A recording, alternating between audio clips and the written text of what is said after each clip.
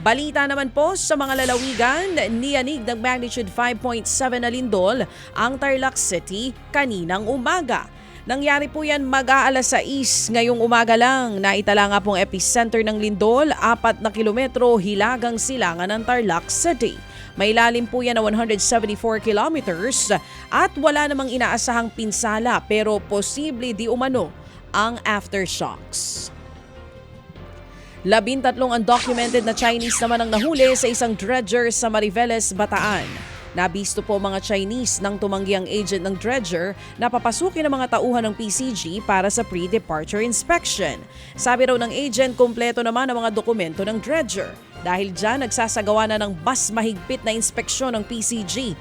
At doon nga po natuklasan ang mga Chinese.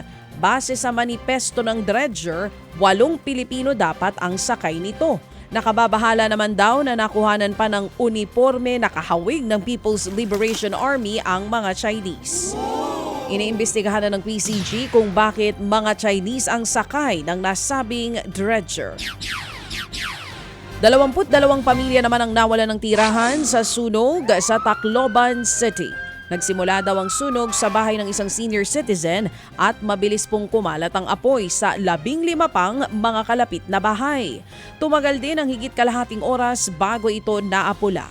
Wala namang napaulat na namatay o nasugatan pero aabot sa kalahating milyong piso ang halaga ng pinsala. Iniimbestigahan pa kung ano ang pinagmula ng apoy. Sa Candelaria, Quezon, patay naman ang isang tindero matapos pagbabarilin. Base po sa investigasyon, bumibili lamang ng fried chicken ang biktimang si Erickson Amol nang malapitang barilin ng isang gunman sa ulo.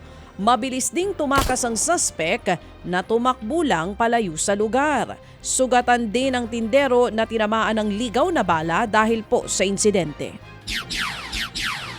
Pinagsasaksak at napatay naman sa loob mismo ng kanyang tahanan ng isang 76 anyos na lalaki sa Escalante City sa Negros Occidental.